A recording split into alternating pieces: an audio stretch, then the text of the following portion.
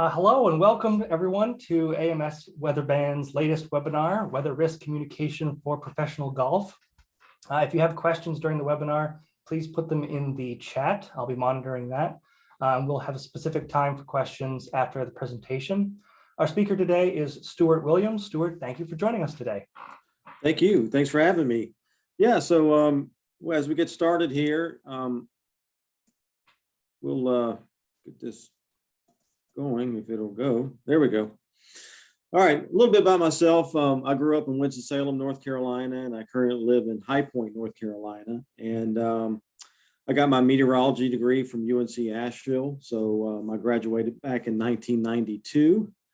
And shortly after I got out of school, I teamed up with another guy named Mike McClellan, who he and I formed a company called Mobile Weather Team. So from 1993 to 2005, we started doing weather for professional golf tournaments. And so the first couple of years they were a little lean, but as we got going, by the end of 1995, we were signing a contract with the PGA Tour to cover all their events. So it kind of snowballed from there. And then back in 2006, I started working for DTN.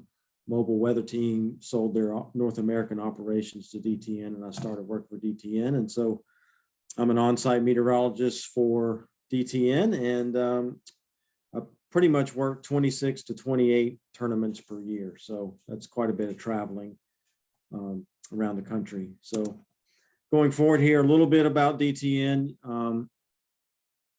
We're the largest private weather company in the world. We have offices all over.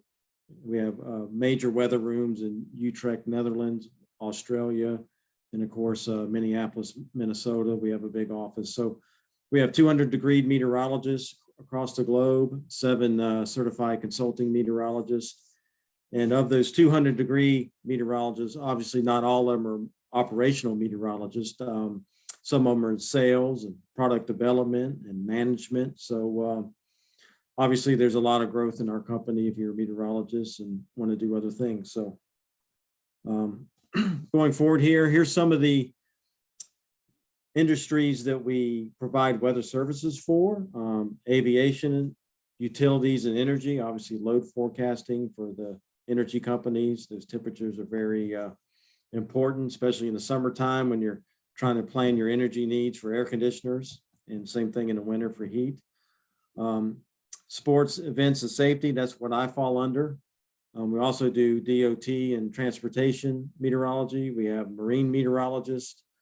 We're big into agriculture, obviously weather analytics, and then renewable energy. You know, we do provide weather forecasts for some of those wind farms and things that are across the country that provide energy for people. So this is some of the things we support. And then obviously, like I said, sports, events, and safety is what I fall under at DTN. A little bit about what we do. I am an on-site meteorologist. We're usually on location for long periods of time. So 12 to 14-hour days usually are typical for us. We'll set up an on-site lightning detection system, and I'll talk a little bit more about that later. But the picture to the left, you can kind of see me there right next to it. And we also do phone consultation services prior to an event. That way, you know, trying to give the officials a heads up of what they're looking at the week coming up. You know, obviously we do professional sports. We do collegiate sports, concerts, those big festivals you see, state fairs, big graduations that are outdoors, and some of the marine stuff as well. So, you know, for us to be on site, it's really big for the event that we're working for. It obviously helps make decision-making faster when there is a weather need and when inclement weather is approaching.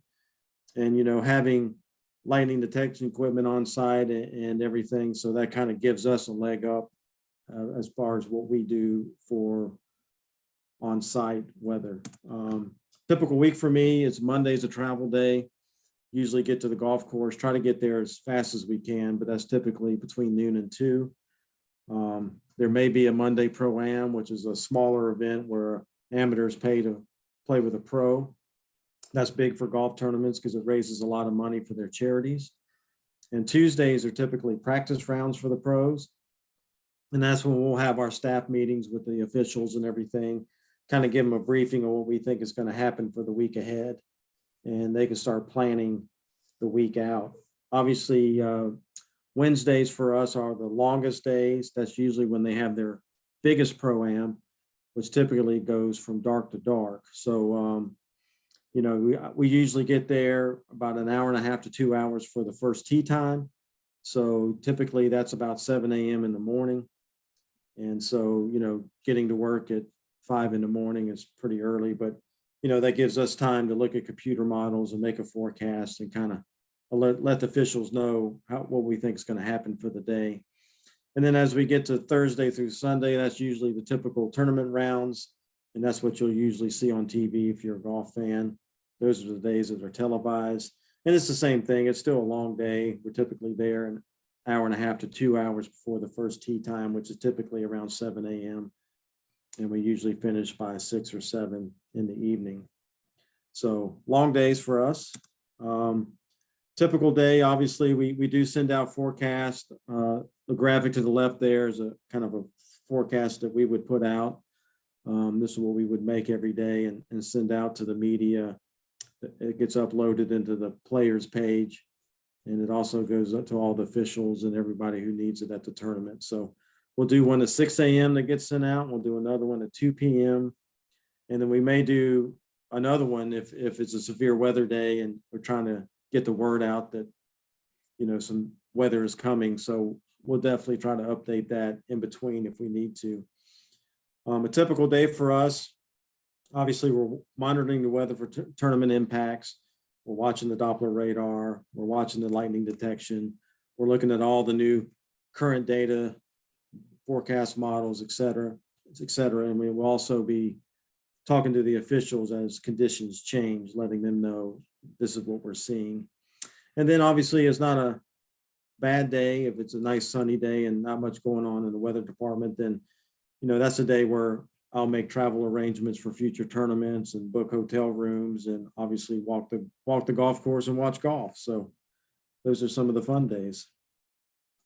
And then obviously some of the various tools we use, we use, the NextRad, Doppler radar, dual pole. We look at satellite pictures, QTs. We look at all the computer models that we use to make forecasts with and analyze all the data and all the current conditions. And so these are some of the things that we'll look at throughout the day so we know how the weather's changing and keeping tabs on what's actually going on. So weather for outdoor events obviously has big impacts. As far reaching, evacuations obviously will cause a disruption in play. And obviously, if you're trying to show live golf on TV and you're not playing golf, it definitely has a big impact on the television broadcast. They may do some filler, like show some interviews that they taped early in the day, or they may even show some old coverage from the day before, just to fill the time. And then, weather also logistics you have to worry about, the planning of the day, of the events. Weather, obviously, safety is the number one concern. Tournaments might need to bring in some additional personnel if severe weather or weather's going to have an impact that day. Decision making is huge. Weather, the meteorologists can help make those officials do the decision making on what we need to do that day to try to get this golf round in. And then obviously, if we do get severe weather, golf tournaments, everything is a temporary structure. So not everybody has a clubhouse pass. So there's a lot of tents out there. And so with things being temporary on the golf course, high winds or severe weather can do damage to tents and some of the LED leaderboards and some of the equipment that's out there. So, this is how weather kind of touches all aspects of an outdoor event. And so this is where we really help the event make good decisions. So, most people don't realize that, but weather does pretty much touch every facet of an outdoor event. And then obviously lightning and severe weather is very significant to outdoor sports. Lightning can travel 10 miles ahead of a thunderstorm. So you see the graphic to the right here. You can see lightning's being thrown out well ahead of the thunderstorm itself. So having a meteorologist on site, we can alert them that, this system is coming, and it gives the time needed for players and spectators to reach safety. Obviously, large crowds require a lot longer time frame to get people evacuated from the course. Golf courses also, a lot of times, are spread out over several miles. So golf courses run through neighborhoods a lot of times. So some of those far-reaching holes may be a couple miles from the clubhouse. So taking all that in mind, it could take at least 30 to 60 minutes or sometimes even longer to clear a golf course when lightning or dangerous weather is approaching. And like I said before, there are limited facilities on a golf course. A lot of it is temporary structures like tents, and those obviously are not safe for people to be in when there's lightning or high winds approaching.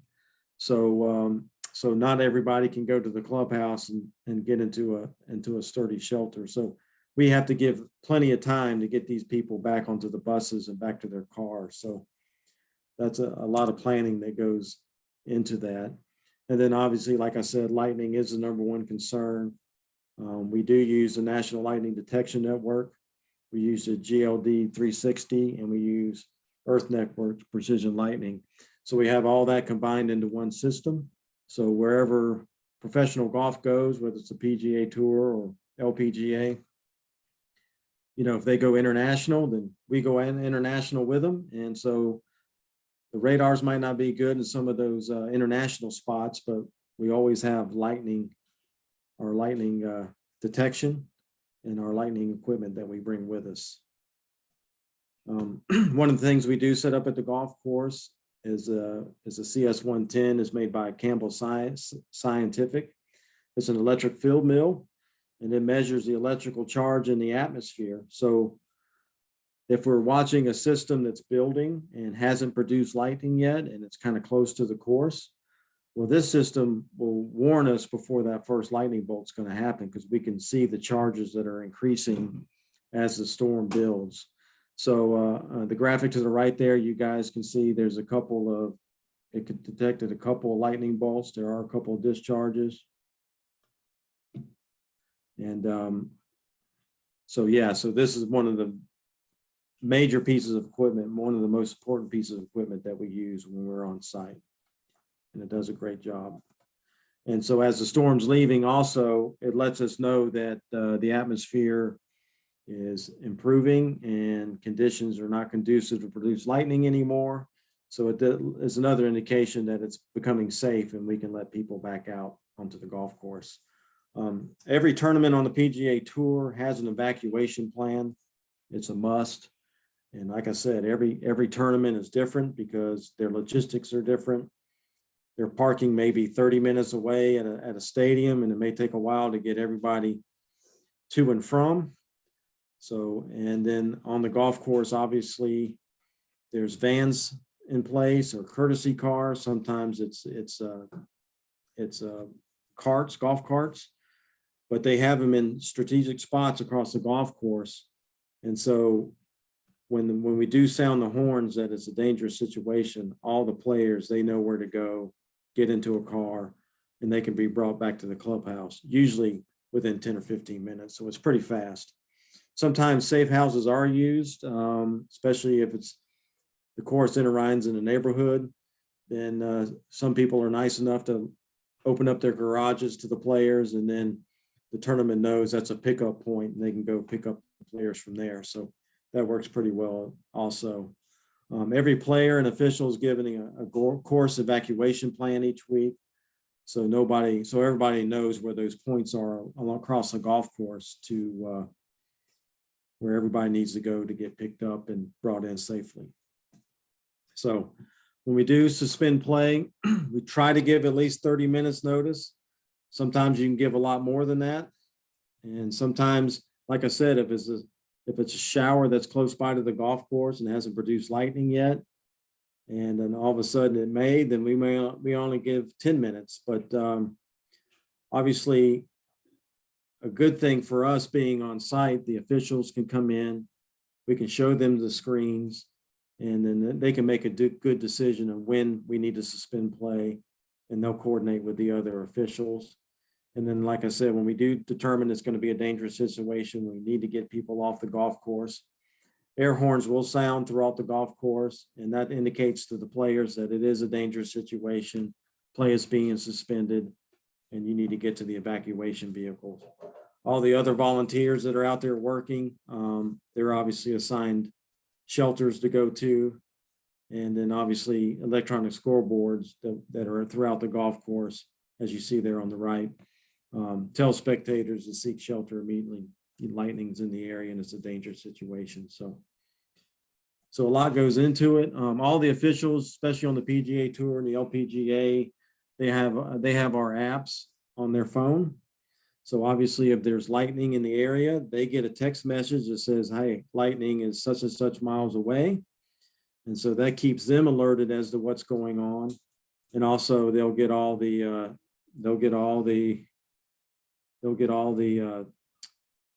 severe weather, the National Weather Service watches and warnings, and they'll get those text messages on their phones as well. So the apps are very handy for us and the officials, so they can at least monitor what's going on, especially on a day where thunderstorms are bubbling up, and they can just keep looking on their phones as well as me communicating with them. So types of weather delays and suspensions, obviously it doesn't have to be dangerous weather to have an impact. Obviously, like I said, lightning is the number one concern. We want to keep people safe. But what most people don't realize, frost will delay golf and play. We do not allow, especially late in the year and early in the winter, in our golf season. Obviously, cold temperatures has an impact on the golf course. If there is frost, we do not want people stepping on the grass because it'll kill the grass, and we don't want them stepping on the greens. So we don't want to do any damage to the golf course that is unnecessary. So frost is something we'll delay and suspend for. High winds, obviously, with all those temporary structures out there with the tents. If we're getting winds 40 or 50 miles per hour, that could become dangerous in those tents. Some of them are rated as high as 70 miles per hour, but a lot of times you don't want to take the chance and have somebody in something that's built just to sit for a week or so and then and have something fall on them. So obviously there's rules in the rules of golf. If a ball is at rest on the green and the wind blows it off the green and they put it back at rest and put it back in its spot and it blows off again, then typically we will not be playing golf because we cannot play under the rules of golf. So if winds are strong, typically if we can get 30 to 35 miles per hour, it's probably about the peak we can play in. If it starts going above that, that's when it becomes an issue for us trying to play under the rules. Heavy rain obviously has impacts on the golf course. If there's rivers running down it, you can't play under the rules of golf. If the green's full of water, you can't putt through a puddle. So rain definitely has an impact for us, and we will stop play for rain.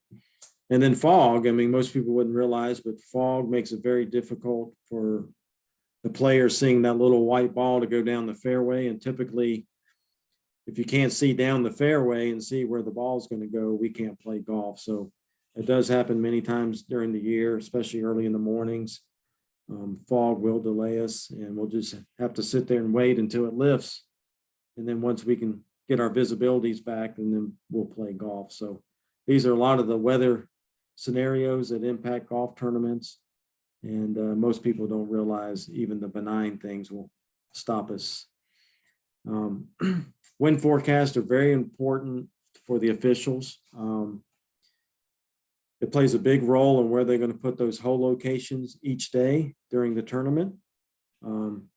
Based on wind speeds, if it's a strong wind at the player's face on a hole when he tees off, then the officials may move those tee blocks up so the hole plays a little bit shorter. if the wind's coming behind them, they may move those tee blocks back so the hole will play longer. So wind is very crucial in the setup of the tournament each week. And it also, wind forecast aids the superintendent and the agronomists who are trying to get the course conditions the way the PGA Tour wants them. So depending on what the winds are doing and how much it dries the course out, the superintendent they'll do some things. They may have to add water to the golf course, or they may have to maybe not mow as much as they have been the previous day. So wind, it plays a big role on the course conditions each day, and it's very crucial.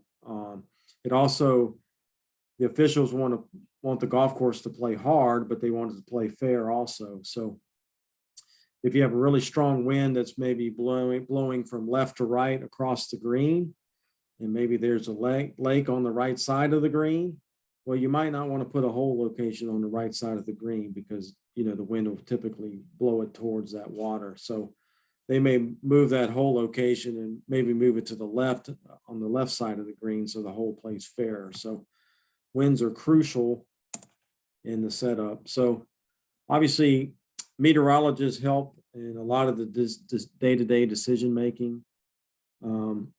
If we're expecting a severe weather day, let's say we're expecting severe weather on Sunday afternoon, and we have a 6 o'clock TV finish.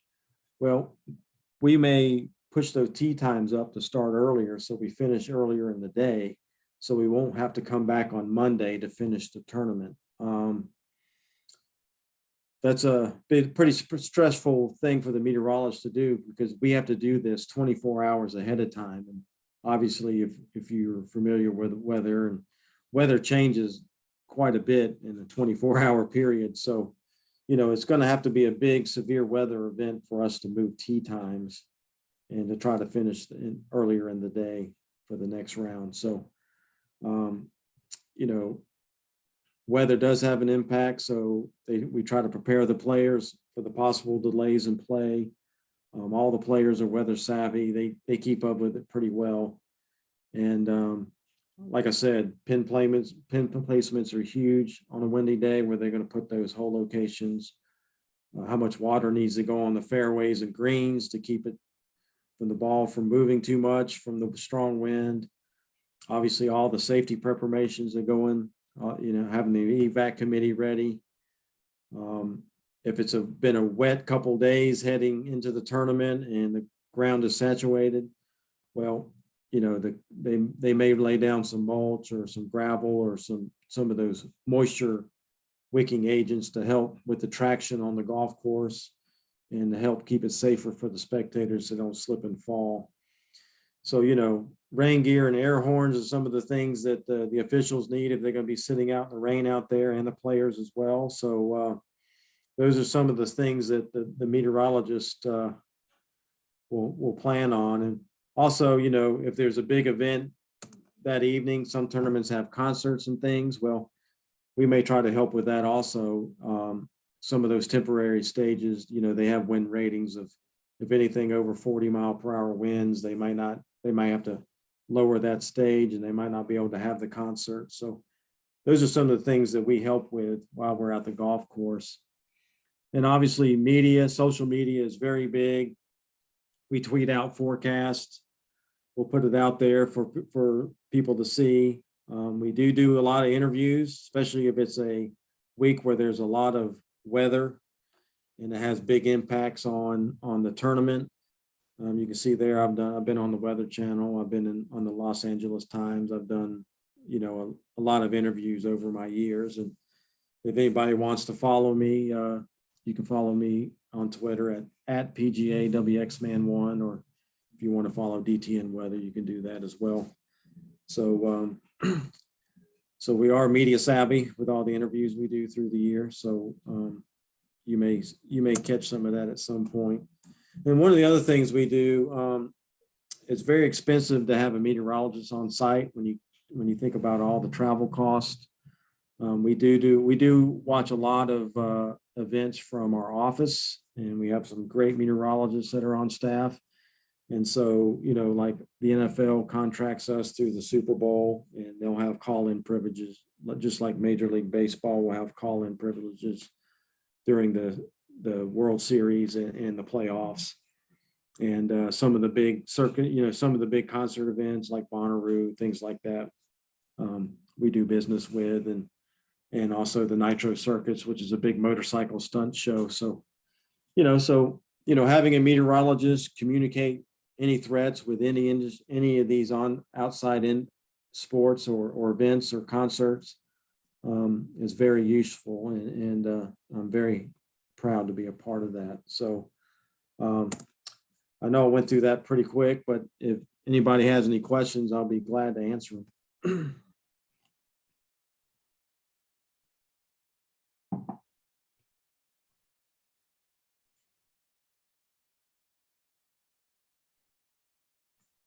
Any questions?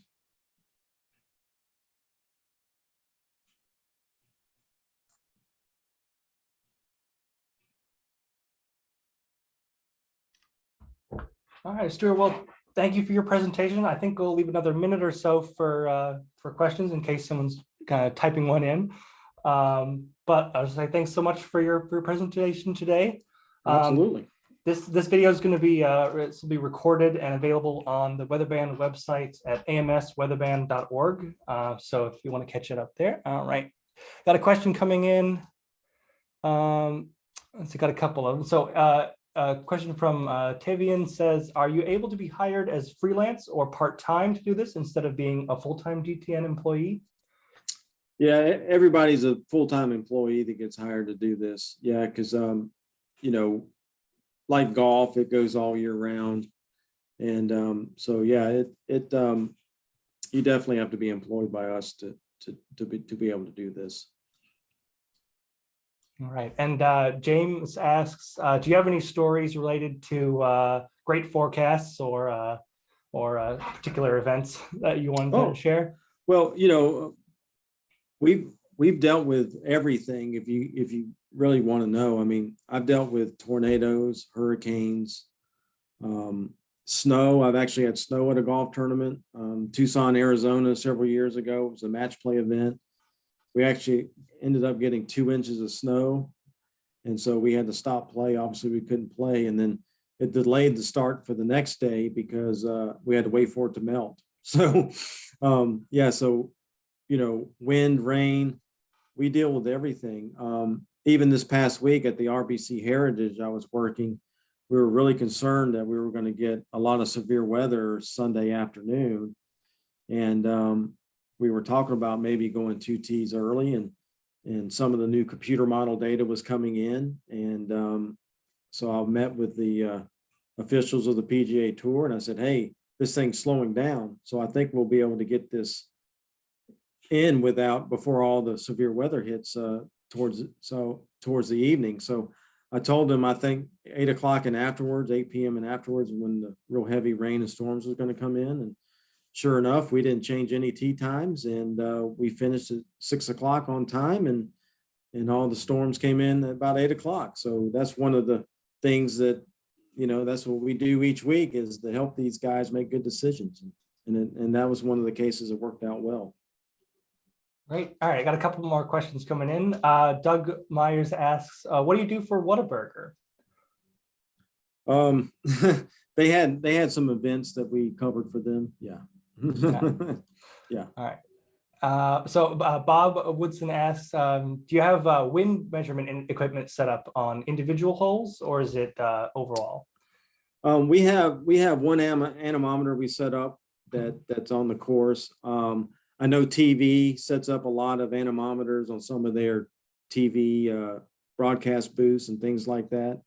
And I know NBC for sure, a lot of times they'll carry some around the golf course so they can get true readings on what's happening on each hole. So yeah, it's out there, and it happens. So Matt asks, do you use probabilistic forecast tools? And is the PGA receptive to receiving uncertainty information probabilities in the forecasts to help their decision making? We do look at a lot of that as a meteorologist. We try not to get too in the weeds with the forecasts when we talk to the officials. I know I've been at it a long time, and if you start giving probabilities, they really want to know, what do you think? So I have to give them what I think is going to happen. And we just stick with the one forecast that I put out there, what my gut feelings are, and that's what we go with. But yes, I do look at those, and we do look at those quite a bit, and it does help. But as far as giving the message to the tour or any of the golf organizations, we just try to stick to what the meteorologist is thinking. So one more question came in from James. He says, I was watching the RBC and the ECMWF had the forecast right. Do you have a preferred model? Well, yeah, I mean, obviously I look at all of them. I look at the 3K NAM and the GFS, the 12-kilometer NAM. We look at the Icon model and, the Canadian model. I use all of them. I know each model has their biases, and so you kind of know some models are wetter than others and some are drier. I know, like the European model, we're big in the wind forecast. Like I said, the European model seems to be a little high on the wind part of it, but yeah, I mean, we usually blend them all together, and that's how we make our forecast. But yeah, the Euro is looked at every day, several times a day. So. Oh, great. So that's all the questions we've got right now. I'll give everyone just one more minute in case there's a couple stragglers, but thank you all for asking your questions. As I said, this video will be available on Weatherbands. Some of you might be watching it from the recording. If you have any other questions, feel free to put them in the chat. And otherwise, I want to say thank you all so much, everyone, for attending this webinar today. Thanks for having me. Have a great day.